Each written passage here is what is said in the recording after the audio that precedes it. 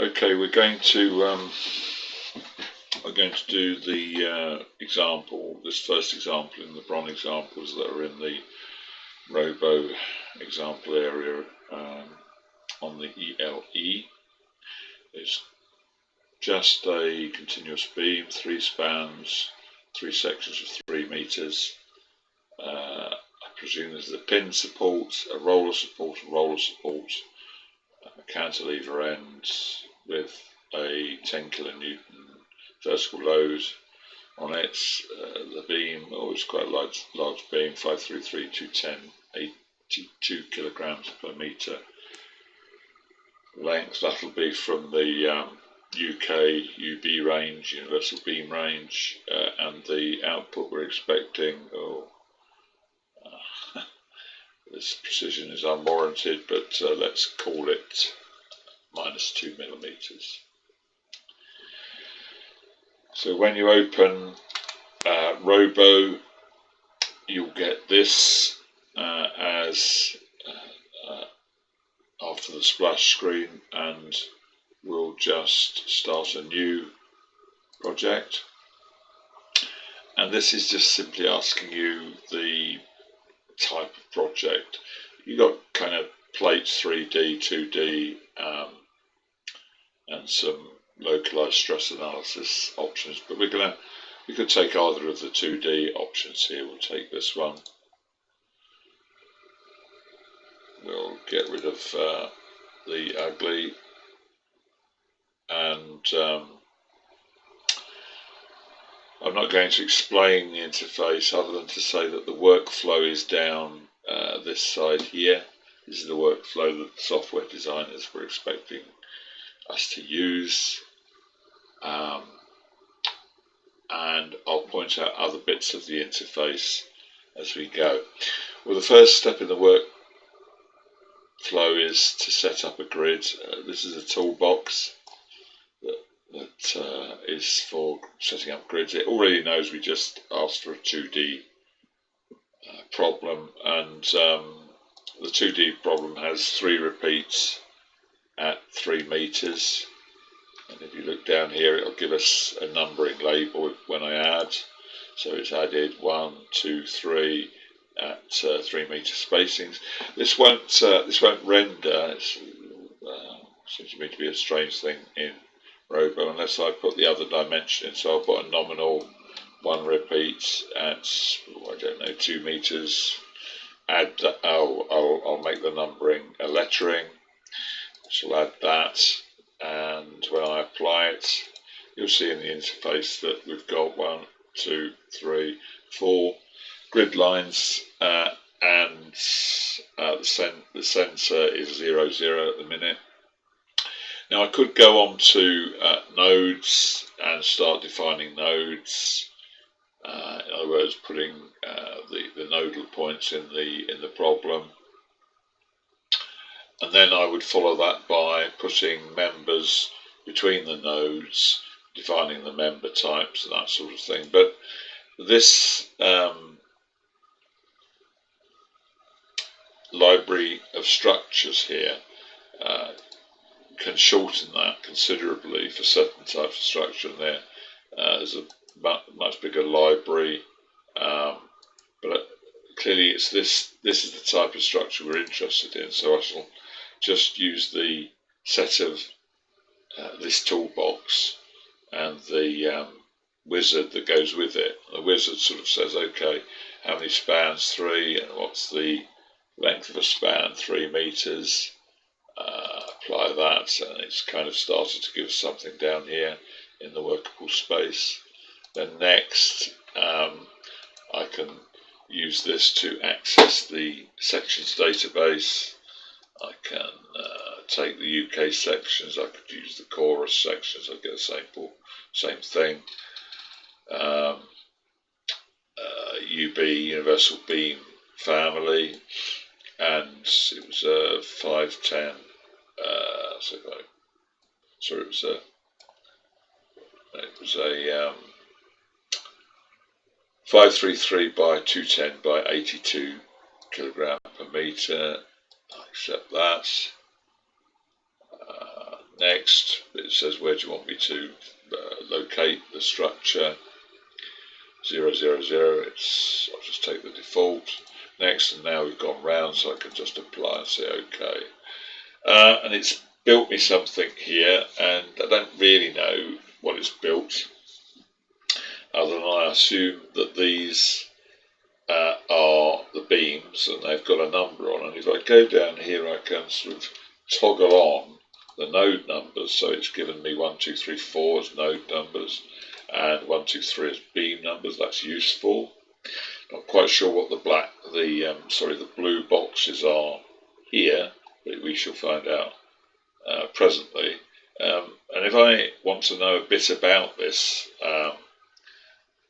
member, if I do that, this part of the interface is a properties box, and you'll see that this knows that it's a UB533210882. So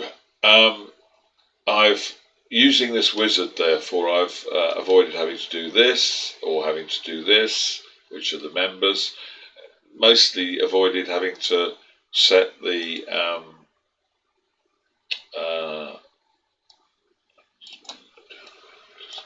bring my structure back into view. Avoided having to use this bar selection, but this is kind of rather confusing because we've got some bars highlighted here. I can turn this off by just not accepting the section shape, and you would think that the bars we've got are 305 by 305 by 87. Again, I think we set 5332108.2, and I can check that by looking at the properties. But I could reset one of the bars to something else, for example, in this toolbox. Material, similarly, the wizard has chosen a material for me, and it's just called it steel. So what I'm going to do here is I'm going to select a 355 steel, and I'm going to apply it to the sections we're using. So again, if I looked at the properties, I'd see that we've applied a particular material. And so having used this wizard, the first time that we actually need a tool box from this workflow is in the supports. So this is the support wizard, and if I look down here, I can toggle support symbols on and off, and you can see that the wizard that we used initially has selected a support for us. I'm not quite sure what type of support that is, but I know that I don't need any support here, so I'll go to delete, and I'll delete that support. Sorry, I'll go to delete, and I'll delete that support. Just to check what support it has chosen for us, I'll delete this one as well. I'm going to go to fixed, and I'm going to reapply that fixed support to this node. And it turns out that what the wizard has done is given us fixed supports everywhere, which we don't want. So I'm going to, I've got a pinned roller, and you won't have a horizontal roller, but I'm going to take the pin support and apply it where I need a pin support. And then I'm going to say I need another type of support, which is, I'm going to call this a horizontal roller. So you define a support type if the type of support that you need is unavailable.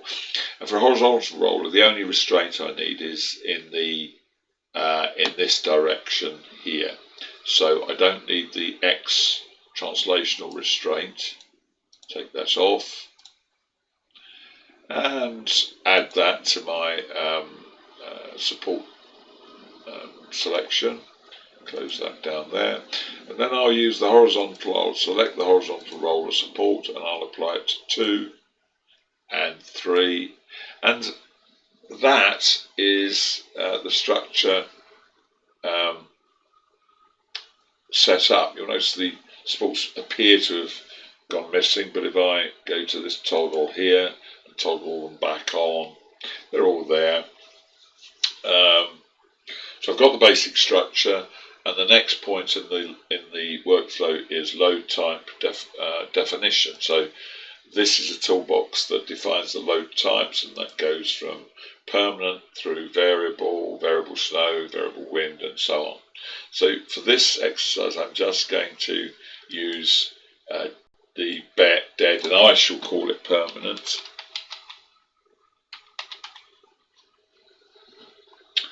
And I'm going to add that and close.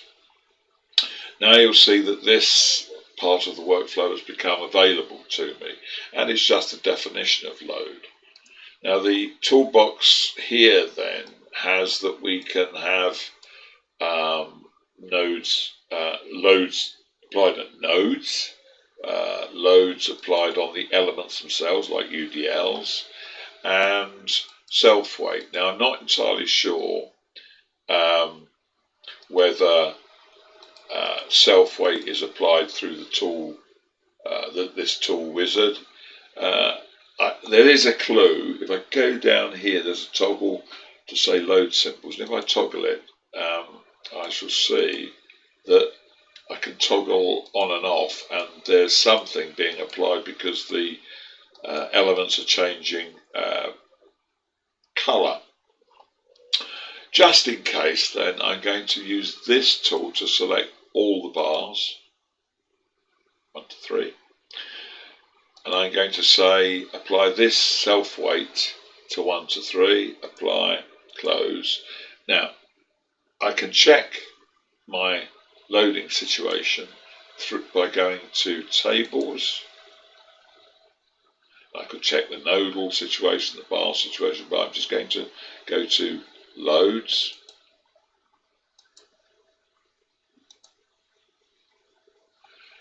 and it's telling me that at the moment I've got a self-weight load. Let me just change that.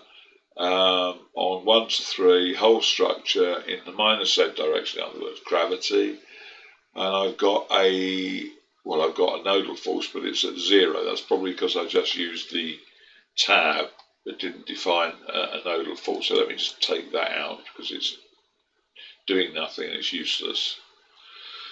You'll see down here now I've got 2 tabs, this load table tab and the view tab. I'll go back to the view tab, I'll go back to load definition, and I'll put the nodal load that I want on. Here I want -10 in the Z direction, -10 kilonewtons. Add that, and I have to say where I'm applying it, and I'm going to use the cursor to apply it there, and it's just not very clear, but there's a vertical down red arrow there, and I could close. I could go back to my, it sort of appears to have gone missing, but once again, if I come down here, I can turn on the load symbols, and therefore all the elements have changed red, and the load symbol at node A has reappeared, and I could toggle on the values, and it doesn't tell me what the self-weight value is. It just says that at the end, node 4, I have a -10 kilonewtons. I could just check this out through this table. It says in the permanent load case, I've got a nodal force. Let's just turn that, which I could change here, but I've got a nodal force. Sorry, get rid of that. Of at node 4 of -10 in the Z direction. So that appears to be okay. So that's my entire model, and my entire model has the loads on it. And now I can go to analysis. I won't go through analysis types at this time, but I should just say calculations. And it's going through a calculation, and it's given me a warning. One warning, and I suggest that when you get a warning that you always check it out. The parameters of the material used in the object are different from the parameters defined in preferences. I have no idea what that means, but it's saying something about the material of these bars. Let me just look at the properties of this bar. Oh, I see steel. S355 and S. For some reason, this property is still set at something that I didn't actually set. So what I'm going to go do there is I'm going to do this. Sorry, not that. I'm going to go to materials. I've got this bar selected 1. I'm going to go to materials and apply the same material throughout. Apply, yes. Oh no, that's quite the opposite. Apply. Let me do that again. Just make sure that I've got the right beam there. Apply. Okay, yeah. And then I want to close that and go to materials.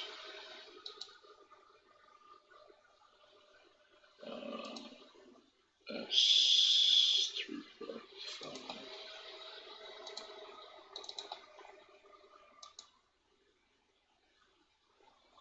Close.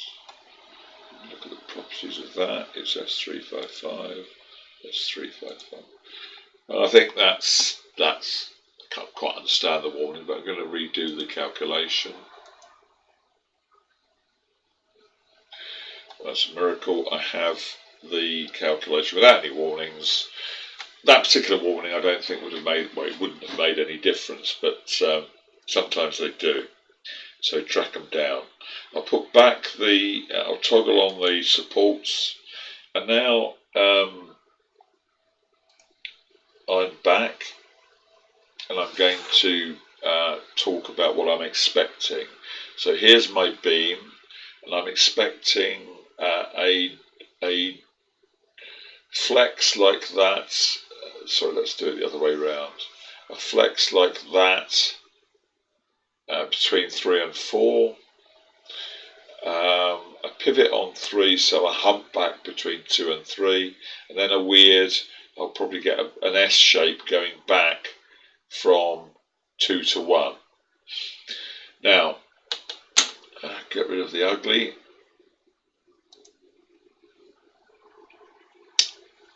I can use this little toggle here to quickly look at the deflected shape.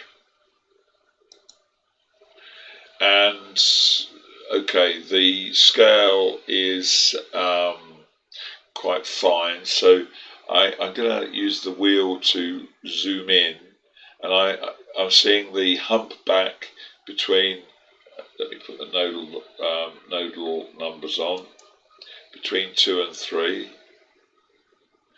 and I just about, if I zoom right in, I see the reverse S, which is what I expected. I can go back to here and just sort of ask it to zoom to the limits. So that toggle is useful. It kind of confirms what I thought I should see. And now I'm interested in the internal forces, the bending moments and shear forces. And so I can go to results, and you can have tabular results and all sorts of graphical results. But just for the moment, we'll look at the diagrams on the bars, and I'm going to put the MY, so that's rotation about the y-axis, result, and I'm going to just click on this normalize button, and it chooses a scale. The scale's okay, but I can kind of up this button and apply that a bit, and it just sort of ups everything for me. So up it a little bit more, and it's upping the shape, so you can see the hump back and the reverse S, and you can see that the bending moment diagram is being plotted on the tensile side. You can tell that from the this part of the bending moment diagram, and I can get the rough numbers of these internal forces by going to parameters and just sort of asking for text and apply, and it's telling me that the bending moment at this point is it's giving me a minus. That's a sign convention thing. Don't worry about it too much at the moment, but it's minus 33.6. Now if you're expecting 10 times 3 as the moment, that's minus 30. Well, the clue is in the self weight really, so there's an additional moment through self weight. So if I use this figure to sort of guess the shear force diagram, and I suggest that you do this pretty well every time you use this, you've got a kind of a uniform slope here. So the shear is the slope of the bending moment diagram, so I'm expecting more or less a straight line from here to here in shear. The slope is negative here, or negative to that, so whatever shear I see here, I'll see shear on the other side between here and here, and again we've got kind of a uniform slope, so I'm expecting a straight line.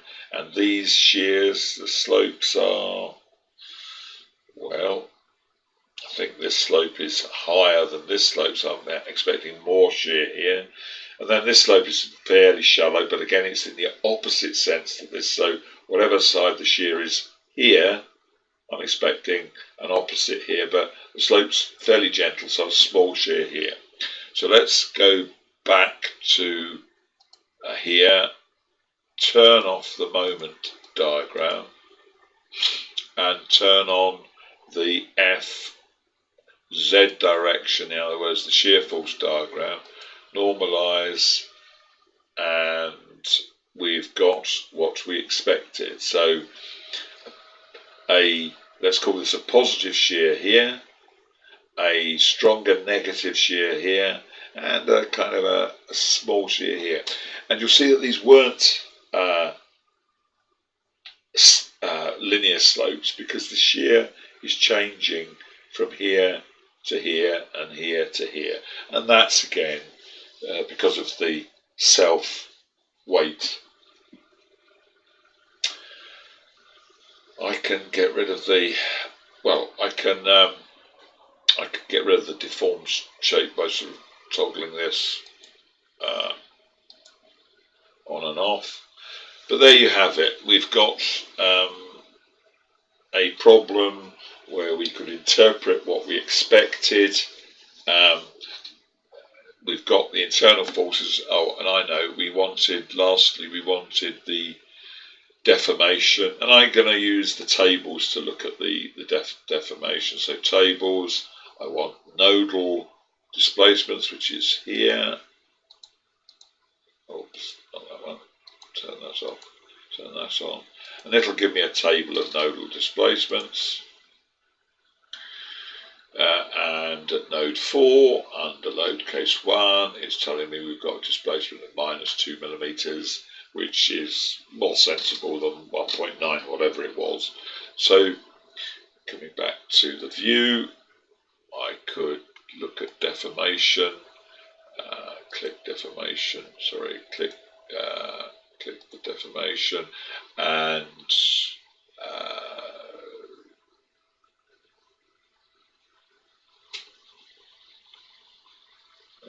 you can animate this, normalize, and that's the deformation. Or I could start an animation and it'll show me how this thing flexes.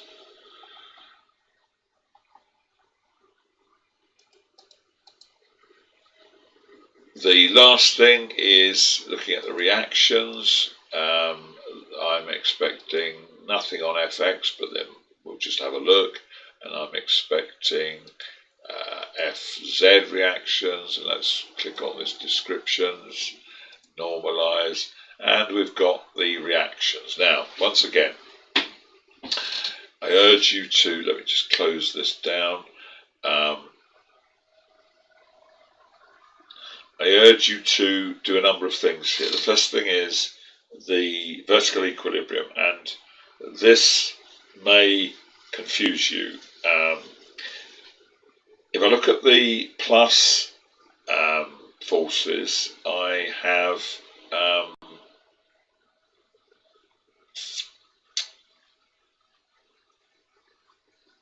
plus, so plus is in this direction.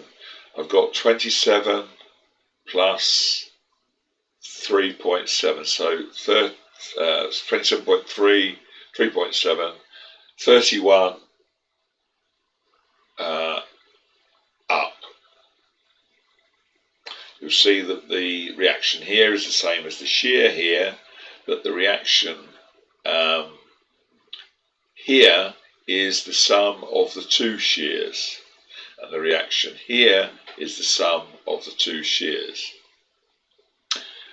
I'm not entirely sure why the two shears aren't shown here. That's an interesting bug, but there you are. Point is, I've got upwards. This is telling me 27, 31 roughly. Now down, this is showing 10 and 13, so 23.8. So I'm missing the difference between 31 and 23.8. Clearly what that is the self-weight. So if I imagine the self-weight, 3 times 3 times 82, or 820 newtons. So that's 9 times 820 newtons. That would be of the order of 7.2, 7.3 newtons. So if I add 7.3 newtons to that, I get 21, and add that 31. So I have 31 down and 31 up. It's really important that you do that, because as this speaks to us just on these numbers, it doesn't make sense. The other thing is zoom in. I'm going to zoom in. How do I zoom in?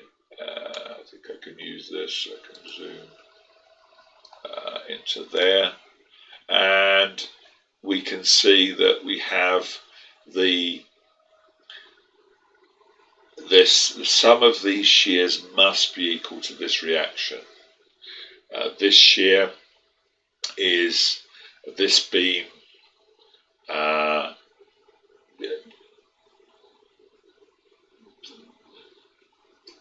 what you need to do to understand this is to draw a free body diagram at the support node. You have the support node supplying upwards 27.3.